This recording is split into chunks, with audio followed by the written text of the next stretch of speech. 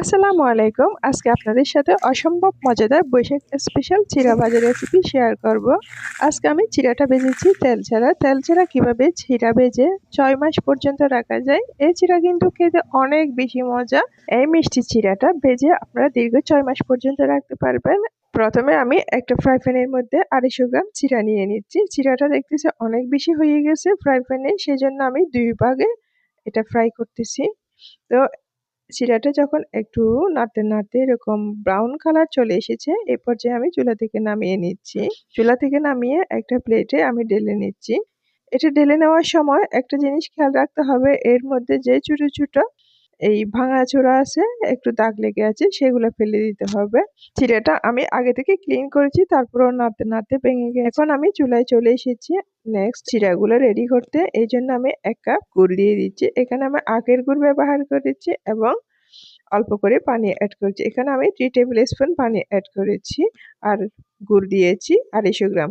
২৫০ গ্রাম চিড়ার জন্য আমি ২৫০ গ্রাম গুড় ব্যবহার করেছি। পানি আর গুড় আমি নাড়তে নাড়তে এখন গুড়টা গলে এসেছে।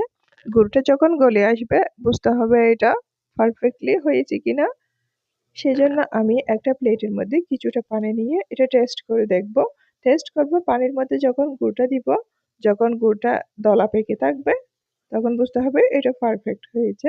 যদি পানির সাথে মিশে যায় তাহলে এটা পারফেক্ট হয় নাই। এখন আমি পানিগুলো ফেলে দিব। ফেলে দিয়ে আপনাদেরকে দেখাচ্ছি। এটা পানিতে দেওয়ার পর যেরকম সেরকম রয়ে গেছে। তো এখন মানে পারফেক্ট হয়ে গেছে। এইজন্য আমি এর মধ্যে ভেজে রাখা চিড়াগুলো দিয়ে দিচ্ছি। চিড়াগুলো দিয়ে আমি ভালো করে আবারও মিশিয়ে নিচ্ছি।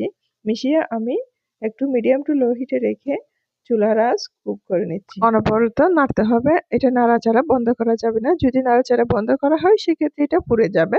সেজন্য একটু খেয়াল রেখে এটা কুক করে নিতে হবে। এই যে ২-৩ মিনিট স্ট্যান্ড দাঁড়িয়ে থেকে এটা কুক করলে পারফেক্টলি কুক হয়ে যাবে। এখন কুক করে নেওয়া হয়ে গেছে। এটা আমি চুলা থেকে নামিয়ে একটা প্লেটে ঢেলে নিচ্ছি। এটা এখন অনেক বেশি গরম। এটা যখন আরেকটু ঠান্ডা হবে আমি আপনাদেরকে দেখাচ্ছি একটা প্লেটে, সার্ভিং প্লেটে নিয়ে।